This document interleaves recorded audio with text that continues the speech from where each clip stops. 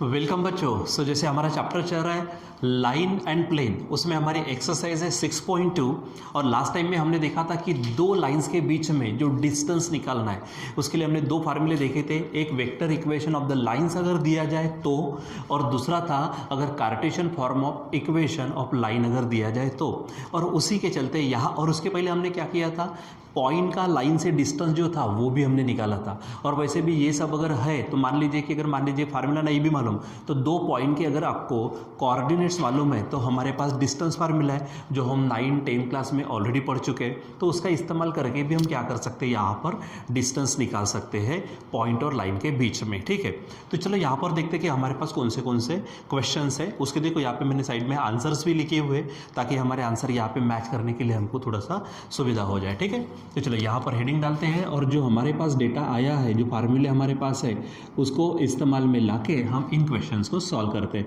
अब यहाँ पर मैंने क्वेश्चन नंबर 5 और क्वेश्चन नंबर 8 को लिया हुआ है। अभी आप बोलेंगे सर 6 नहीं लिया, 7 नहीं लिया, तो बच्चों लास्ट टाइम मैंने आपसे ऑलरेडी कहा हुआ है कौन सा, कि कुछ क्वेश्चन ऐसे होते हैं कि ऑलरेडी जो क्वेश्चन हम पढ़ चुके एग्जैक्टली मैच करते हैं उसी के जैसे, और थोड़ा सा हल्का फुल्का वैल्यू बदल के आती है या फिर एक्स्ट्रा का एक आधा कोई क्वेश्चन आ जाता। तो वैसे ही हमारे क्वेश्चन नंबर 6 ये हमारे पास मिलेगा क्वेश्चन नंबर 5 के जैसा। तो अगर हम 5 पढ़ते तो 6 आपको आ जाएगा। क्वेश्चन नंबर 7 की अगर बात करते तो वहाँ पर मैंने कहा बताया था लास्ट टाइम में क्या, कि लाइंस इंटरसेक्टिंग है कि नहीं है ये जानने के लिए आपको काम करना है। तो जब आपका डिस्टेंस जो होता है, डिस्टेंस का जो फार्मूला होता है हमारे पास में, उन डिस्टेंस के फार्मूले को अगर हम देखते हैं और सॉल्व करते करते डिस्टेंस अगर मान लीजिए 0 आता है तो लाइंस हमारी क्या हो जाती है, इंटरसेक्टिंग रहती है। और डिस्टेंस अगर 0 नहीं आता तो लाइन इंटरसेक्टिंग नहीं रहती। तो उसी के बेस्ड वो क्वेश्चन है, तो आप उसको ऑलरेडी पढ़ चुके हो, बस एक फाइनल लाइन आपको लिखनी होती है वहाँ पे। डिस्टेंस 0 आया तो इंटरसेक्टिंग लाइन, और डिस्टेंस 0 नहीं आया तो नॉट इंटरसेक्टिंग लाइन्स, बस इतना। इसलिए हमने क्वेश्चन नंबर 7 को भी आपके लिए होमवर्क के लिए छोड़ दिया। ठीक है, तो क्वेश्चन 5 देखेंगे, इसके जैसा क्वेश्चन 6 करेंगे। ऑलरेडी थर्ड और फोर्थ क्वेश्चन पढ़े, उसके जैसा क्वेश्चन नंबर 7 मिल जाएगा। और क्वेश्चन 8 थोड़ा सा बदला हुआ है कि वहाँ पर हमको जैसे यहाँ पर लाइंस दी हुई है, इंटरसेक्ट करती है, ये पूछा दिया है, और वहाँ पे जो कांस्टेंट है उसकी वैल्यू निकालना है। तो इसलिए ये थोड़ा सा नया हो सकता है, इसलिए हम इसको यहाँ पर देखेंगे। तो यहाँ पर हमारी एक्सरसाइज 6.2 यहाँ आज कंप्लीट होने वाली है। ठीक है, तो बराबर आप उसकी जो थ्योरी है, उसके जो फार्मूले है उसको बराबर समझो, इसके पहले जो प्रॉब्लम्स लिए उसको समझिए, और उसके बाद में इन प्रॉब्लम को समझकर जो बचे हुए क्वेश्चन है आप उसको भी करते रहिए। ठीक है, तो चलो यहाँ पर काम करते हैं क्वेश्चन नंबर 5 के लिए। अब देखो क्या कहा उन्होंने, find the perpendicular distance of the point. देखो दो लाइंस के बीच का डिस्टेंस नहीं पूछा उसने क्या पूछा कि एक पॉइंट दे दिया है और एक लाइन दी है। ठीक है, ये लाइन है और ये पॉइंट है, समझो इस पॉइंट को नाम देता हूं मैं P। ठीक है, तो परपेंडिकुलर डिस्टेंस अगर निकालेंगे तो ये जो लाइन है तो समझो ये PM इस लाइन के ऊपर में क्या है, परपेंडिकुलर है। तो ये परपेंडिकुलर डिस्टेंस निकालना है, मतलब आपको PM निकालना है। तो इसके लिए क्या है आपके पास तरीका, एक तो P के कोऑर्डिनेट्स मालूम चाहिए। देखो यहाँ पर 1 0 0 ये P के कोऑर्डिनेट्स दिए हुए। दूसरा ये जो यम है, इस यम को हम क्या कहते हैं, फुट कहते हैं। इसको क्या कहते हैं, फुट ऑफ परपेंडिकुलर। ठीक है, तो फुट ऑफ परपेंडिकुलर अगर मान लीजिए, देखो मैं कह रहा हूँ यहाँ पर अगर उन्होंने फुट ऑफ परपेंडिकुलर भी निकालने को कहा तो ये तरीका इस्तेमाल करो, नहीं तो हम ऑलरेडी क्वेश्चन नंबर 1 में इसी एक्सरसाइज के पढ़ चुके हैं जहाँ पर हमने डिस्टेंस फार्मूले का इस्तेमाल करके काम किया है, तो वहाँ पे वैसा भी कर सकते हैं। अब यहाँ पर देखो तो फ्रॉम द लाइन, देखो ये लाइन दी है जो कार्टेशियन फॉर्म में है। आल्सो उन्होंने कहा है find the coordinates of the foot of perpendicular. ठीक है, यानी आपको जो यम है इसके कोऑर्डिनेट्स भी आपको निकालने, मतलब जो तरीका आज हम इस्तेमाल करेंगे इसके जैसा ऑलरेडी हम पढ़ चुके हैं जो क्वेश्चन नंबर 2 है। ठीक है, लेकिन वहाँ पर हमको वेक्टर इक्वेशन दिया था, यहाँ पर हमको कार्टेशियन फॉर्म दिया है, इसलिए थोड़ा सा इस क्वेश्चन को देखना बनता है। ठीक है, तो सबसे पहले हम यहाँ लिखेंगे गिवन लाइन, यानी ये जो लाइन आपको दी है उसका इक्वेशन। ठीक है, तो यहाँ लिख देंगे हम गिवन लाइन, यहाँ लिखेंगे गिवन लाइन। चलो बताओ क्या दिया है यहाँ पर, x - 1/2 इज इक्वल टू, यहाँ पर है y+1/-3 है, इज इक्वल टू यहाँ ले लेते हैं z+10 ये है 8। और इनको देखो ये दोनों तीनों रेशो जो है वो सेम है, इसलिए मैं इसको मान लीजिए कि लैम्डा अपने मन से यहाँ पर कह लेता हूँ कि उसकी वैल्यू क्या होगी, लैम्डा होंगी। ठीक है, फिर उसके बाद में पॉइंट कौन सा दिया है, 1 0 0, तो ये पॉइंट होगा। ठीक है, तो इसको मैं P नाम दे देता हूँ। लेट P के कोऑर्डिनेट्स ले लेते कौन से हम, ठीक है 1 0 और 0। ठीक है, उसके बाद क्या कहा, perpendicular distance from the point two the line, ठीक है।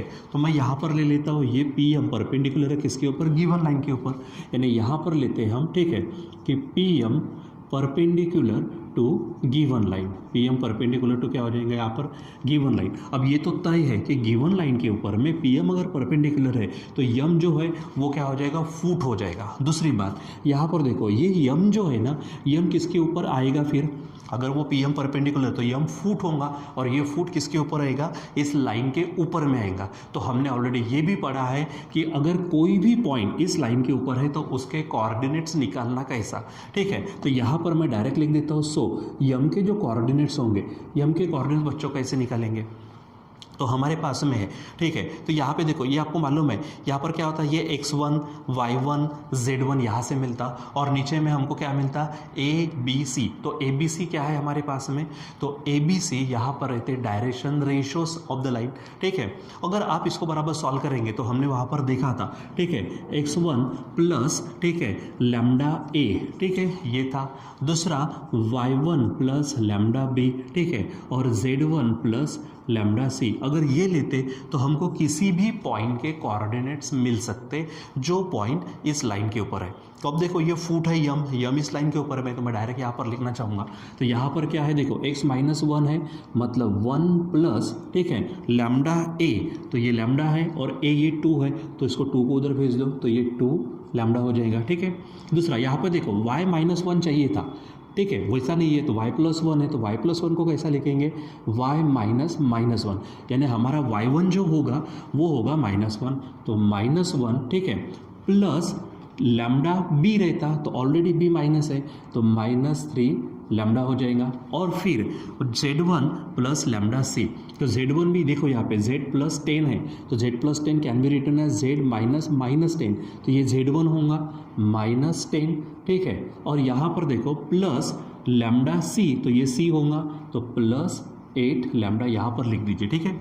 और मैं इसको कह लेता हूँ इक्वेशन फर्स्ट। तो यहाँ से बच्चों हमको क्या मिलने वाला है, यहाँ से फुट मिलेगा, यहाँ से फुट मिलेगा, यानी यम के कोऑर्डिनेट्स मिलेंगे, और फिर उसके बाद में परपेंडिकुलर डिस्टेंस निकालना यानी पी एम, तो सीधा सीधा डिस्टेंस का फार्मूला यूज़ कर लेंगे हम, स्क्वायर रूट वाला, ठीक है। तो चलो यहाँ पर देखते हैं, ये तो अब यम के क्या हो गए, कोऑर्डिनेट्स हो गए, ठीक है। अब यम के कोऑर्डिनेट्स हो गए और हमारे पास पी एम है, ठीक है। तो पहले क्या करेंगे, हम पी एम के डायरेक्शन रेशियोज निकालेंगे, ठीक है।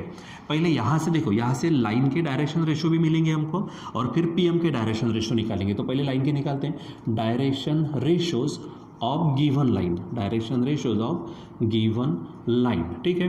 तो गिवन लाइन के डायरेक्शन रेशियो में इसको कहता हूँ a1। तो देखो a1 होगा 2, ठीक है, ये b1 ले लेते यहाँ से -3, और c1 लेते यहाँ से 8, ठीक है, ये हो गया। अब वैसे ही डायरेक्शन रेशियोज ऑफ पीएम, हम क्या करते हैं, पीएम के डायरेक्शन रेशियो निकालते हैं। तो आपको मालूम है पीएम के डायरेक्शन रेशियो निकालने के लिए क्या करना है, तो पी के लिए आप समझ जाओ कि ये देखो, ये पी के क्या है, कोऑर्डिनेट्स है, ठीक है, और ये यम के कोऑर्डिनेट्स है। तो एक तरह से x1 y1 z1 और ये x2 y2 z2 हो गया। तो डायरेक्शन रेशियो निकालने का क्या फार्मूला है, फिर से हमारे पास, जैसे पहला आकर ठीक a है तो x2 माइनस x1, ठीक है। तो ये हो जाएगा, यहाँ पे मैं इसको नाम देता हूँ a2। तो x2 देखो pm है ना, तो यम के कोऑर्डिनेट्स माइनस p के कोऑर्डिनेट्स, रिस्पेक्टिव कोऑर्डिनेट्स, ठीक है। तो 1 + 2 लैम्डा -1 होगा, क्या होगा 1 + 2 लैम्डा -1, ठीक है। फिर b2 = ये माइनस ये, यानी -1 - 3 लैम्डा -0 हो जाएगा, ठीक है। और जो c2 है, तो c2 तीसरा, यानी क्या होगा -10 + 8 लैम्डा, और माइनस, या देखो p का क्या है 0 है, ठीक है। इसको सॉल्व कर लीजिए, तो ये a2 बन जाएगा, देखो 1 और 1 कैंसिल, तो ये 2 लैम्डा, यहाँ पे 0 चला जाएगा, तो b2 होगा हमारे पास में -1 - 3 लैम्डा, और c2 हो जाएगा, 0 को छोड़ दो तो -10 + 8 लैम्डा हो जाएगा। अब बच्चा, थोड़ी देर पहले मैंने यहाँ पे बताया था क्या, कि ये pm है, इस लाइन को क्या है, परपेंडिकुलर है, ठीक है।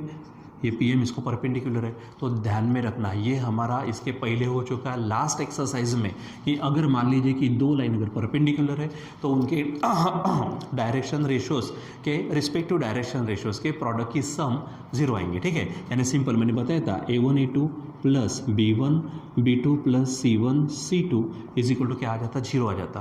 तो उसी प्रकार देखो PM गिवन लाइन को परपेंडिकुलर है, इसलिए A1 A2 B1 B2 C1 C2 इनकी जो सम है वो क्या आ जाएंगे हमारी जीरो। तो उसके लिए काम करते चलो, और उसी से हमको क्या मिलेगा, पहले हमको लैम्डा मिलेगा, फिर हम इक्वेशन 1 में लैम्डा की वैल्यू रख देंगे तो हमको फुट मिल जाएगा। फुट मिल जाने के बाद में फिर हम क्या करेंगे, PM यानी परपेंडिकुलर डिस्टेंस निकालेंगे, ठीक है। तो क्या बोलेंगे, एज PM परपेंडिकुलर क्या है, गिवन लाइन ऑलरेडी हमने लिखा हुआ है, ठीक है। सो क्या बोलेंगे हम, A1 A2 plus B1 B2 plus C1 C2 is equal to zero. ये हम पढ़ चुके हैं, कौन सा, कि डायरेक्शन रेशियोज के प्रोडक्ट की सम क्या होगी, जीरो। अब वैल्यू रखो A1 A2, देखो यहाँ पर A1 है, ये A2 है, तो A1 है 2, A2 है हमारे पास में, देखो क्या है 2 लैम्डा, यहाँ पर लेते 2 लैम्डा प्लस B1, देखो B1 है -3, ठीक है, तो यहाँ पर लिख लेता मैं -3 इंटू B2, देखो -1 -3 लैम्डा है, तो ब्रैकेट में लेते हैं -1 -3 लैम्डा, ठीक है। फिर C1 C2, तो देखो यहाँ पे C1 है 8, तो ये 8 इंटू यहाँ पर देखो क्या है C2 -10 plus 8 lambda, -10 plus 8 lambda is equal to zero, ठीक है। और अब हम इसको क्या करते हैं, सॉल्व करते हैं। तो देखो सामने में ये पहले हो जाएगा 4 लैम्डा, ठीक है, माइनस से मल्टीप्लाई करेंगे तो साइन भी चेंज होगा, मल्टीप्लाई 3 1 जा 3 तो +3, ये भी +9 लैम्डा हो जाएगा, ठीक है। 8 से करेंगे तो -8 इंटू 10 ये 80, ठीक है, और ये +8 इंटू 8 ये 64 लैम्डा इज इक्वल टू क्या हो जाएगा, जीरो, ठीक है। अब इसको आपको सॉल्व करना है, पहले लैम्डा को देख लेते हैं। यहाँ पर देखो ये 4 लैम्डा है, 4 लैम्डा और ये हमारे पास में 9 लैम्डा, ये बन जाएगा 13 लैम्डा, ठीक है। 13 लैम्डा, ये 64 और 13 अगर देखते हैं तो 77 हो जाएगा हमारे पास में, ठीक है। तो यहाँ पर 77 लैम्डा मिल जाएगा, ठीक।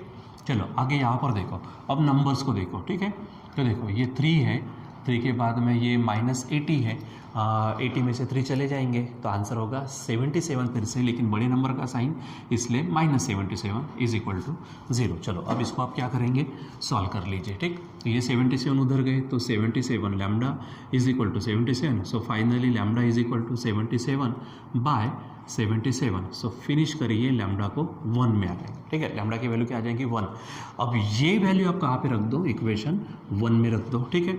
तो चलो फ्रॉम 1 क्या बात करेंगे हम, फ्रॉम 1, ठीक है। देखो m के कोऑर्डिनेट्स मिल जाएंगे आपको, तो कोऑर्डिनेट्स ऑफ m, तो लैम्डा की वैल्यू रखनी है 1, तो 1 + 2 लैम्डा है, तो 1 + 2 लैम्डा यानी 1, कॉमा -1 -3 इंटू लैम्डा की वैल्यू 1 है, और यहाँ पर देखो -10 प्लस 8 लैम्डा मतलब 1, ठीक है। सॉल्व करेंगे थोड़ा, तो ये बन जाएगा 1 + 2, ये हो जाएगा -1 -3, ये हो जाएगा -10 प्लस 8, ठीक है। सो फाइनली यम के जो कोऑर्डिनेट्स है, यम के कोऑर्डिनेट्स मिलेंगे 3, ये -4 और यहाँ पे -2 आ जाएंगे, ठीक है। तो अब बच्चों ये हो गया हमारे पास यम के कोऑर्डिनेट्स, यानी this is the foot of perpendicular, ठीक है। क्या बोलेंगे, ये हमारा आंसर भी है, ठीक है, क्योंकि उसने पूछा भी, ठीक है। This is the foot of required perpendicular, ठीक है, ये हो जाएगा, ठीक। लेकिन अभी भी क्या बाकी है, अभी भी डिस्टेंस थोड़ी ना निकला, तो परपेंडिकुलर डिस्टेंस निकालना है तो डायरेक्ट PM, हम डिस्टेंस का फार्मूला यूज़ करेंगे, ठीक है ना। तो क्या बोल देंगे हम, P को ले लेते हैं हम, P इज इक्वल टू क्या है 1 0 0, ठीक है। इसको नाम दे देते हैं x1 y1 z1, ठीक है। और यम को आप नाम दे दीजिए, ठीक है। पहले तो ये लिखो 3 -4 -2 है, इसको नाम दे देते हैं हमारे पास में x2 y2 और z2, ठीक है। चलो अब क्या, परपेंडिकुलर डिस्टेंस, ठीक है। तो क्या बोलेंगे, बाय डिस्टेंस फार्मूला, क्या बोलेंगे, बाय डिस्टेंस फार्मूला।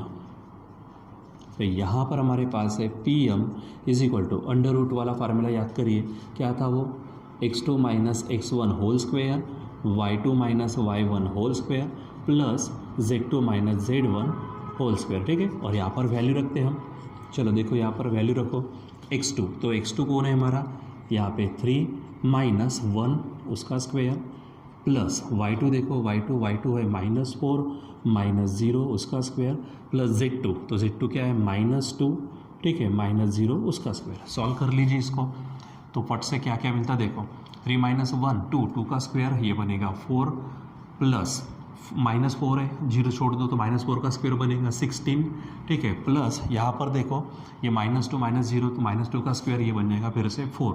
इसको सॉल्व करेंगे तो आपको मिलेगा ये 24 मिल जाएगा आपको, ठीक है, √24, ठीक है। अब इसको थोड़ा सा हम क्या करते तोड़ देते हैं, यानी ये 24 को 4 × 6 बोल सकते हैं, ठीक है। इसलिए अब फाइनल जो होने जा रहा है तो वो है बच्चों PM = 4 का स्क्वायर रूट 2 और यहाँ पे √6 यूनिट्स, ठीक है। तो ये हमारे पास हो जाएगा परपेंडिकुलर डिस्टेंस, ठीक है। देखो परपेंडिकुलर डिस्टेंस और मैंने यहाँ पे आंसर भी लिखा है 2√6, ठीक है। अब फुट भी पूछा था, तो जब तक फुट सही नहीं आएगा तो ये आंसर थोड़ी ना सही आएगा, मतलब ये फुट हो गया हमारा परपेंडिकुलर का और ये परपेंडिकुलर डिस्टेंस यहाँ पे लिख देते, ठीक है।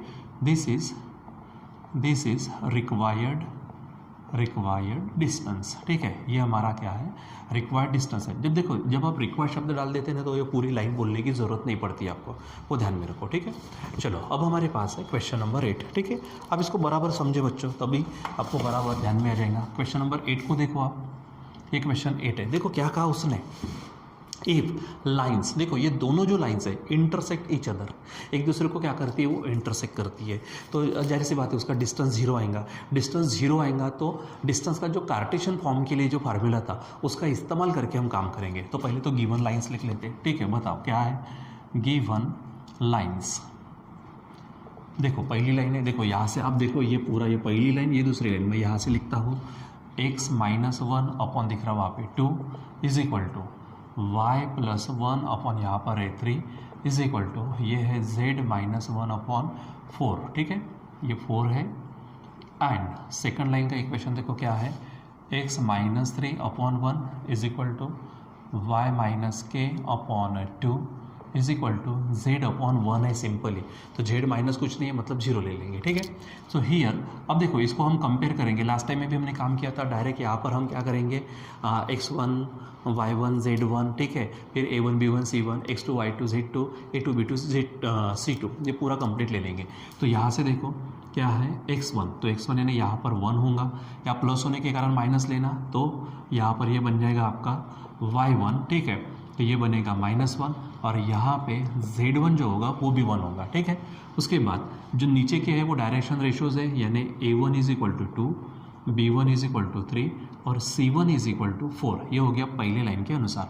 अब दूसरे लाइन के अनुसार यहाँ देखो, तो ये x2 = ये 3 होगा, ये y2 = हमारे पास k होगा और z माइनस कुछ नहीं है तो आप z2 = 0 लेंगे और नीचे में a2 = 1 b2 = 2 और c2 = 1, ये हो जाएगा, ठीक है। अब क्योंकि उसने कहा है इंटरसेक्ट करती है लाइंस, यानी क्या बोलेंगे हम as given lines intersect each other, एक दूसरे को क्या करती है, वो इंटरसेक्ट करती है, ठीक है।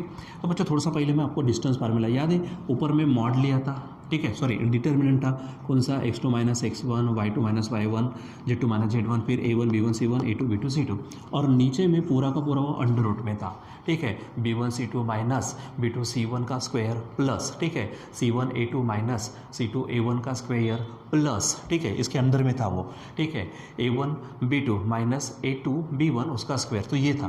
तो अब बच्चों जब कहा मैंने यहाँ पे क्या कि लाइंस इंटरसेक्ट करती है मतलब डिस्टेंस 0 होगा, डिस्टेंस 0 होगा तो ये पूरा पोर्शन हमारा क्या हो जाएगा 0। जब पूरा पोर्शन 0 होगा ना बच्चों, तो इसका मतलब ये होता है जो ऊपर में है वो जो न्यूमरेटर है वो न्यूमरेटर आपका 0 होगा, क्योंकि डिनोमिनेटर 0 नहीं होगा।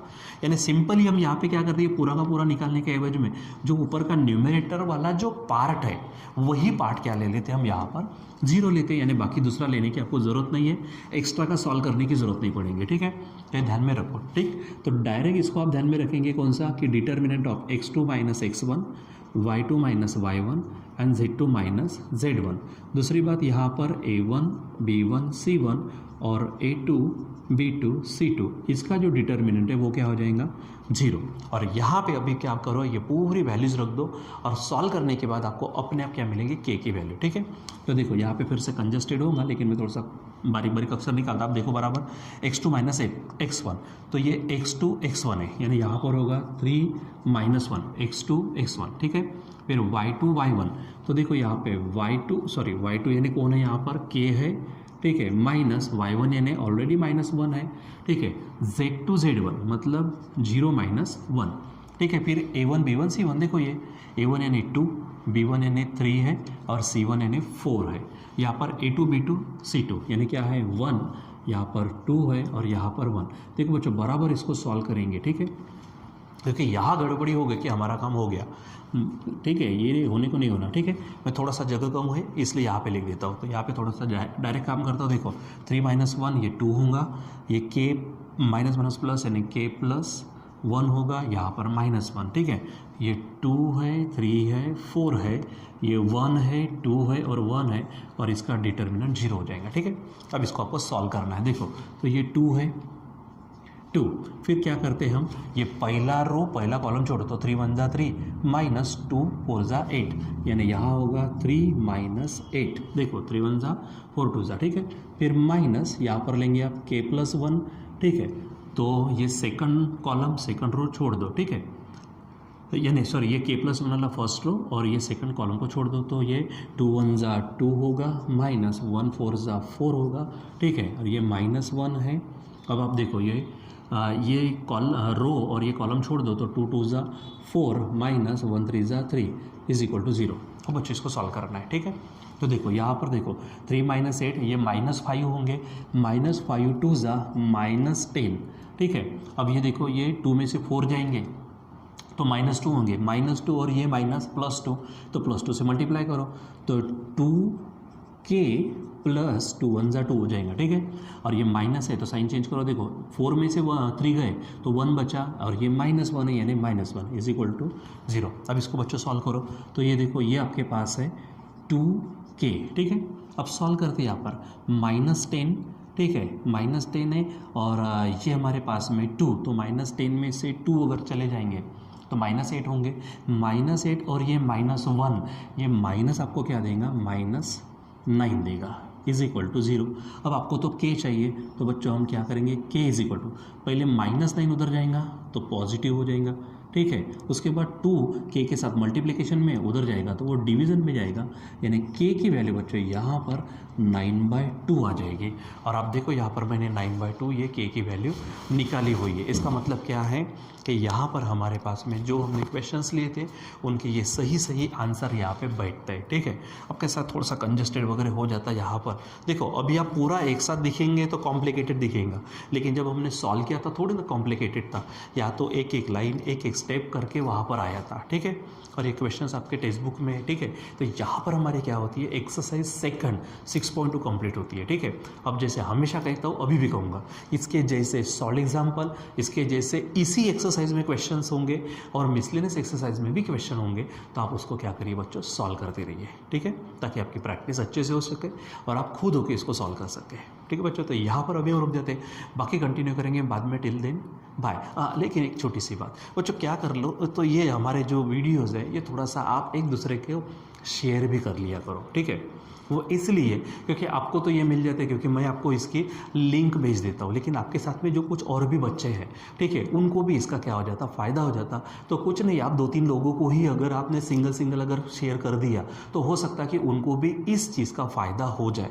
ठीक है, मैं ये नहीं कहूँगा, देखो पूरा प्योरली कह रहा हूँ यहाँ पे, ये नहीं कहता हूँ कि मैं एकदम एक्सपर्ट लेवल पर आपको यानी पढ़ाऊँगा यहाँ पर, लेकिन ऐसा हो नहीं सकता। होगा तो बड़ी अच्छी बात है। ठीक है, लेकिन अगर नहीं भी हुआ तो कम से कम इतना तो है कि जो एक्सरसाइज के क्वेश्चंस है वो तो आपको यहाँ पे सॉल्व करके मिल ही रही है, तो वहाँ पर आपको इजीली थोड़ा सा समझ में आ जाएगा। ठीक है, तो प्लीज़ ये 2-3 लोगों के साथ आप क्या कर लीजिए, शेयर कर लीजिए, ताकि उन लोगों को भी ये मिले, क्योंकि बहुत सारे लोगों का रुका हुआ है, ये आपको भी मालूम है, मुझे भी मालूम है, सबको मालूम है। ठीक है, ताकि उनको भी ये चीज़ें मिलते रहे। ठीक है बच्चों, सो अभी यहाँ पे रुक जाते हैं। बाय।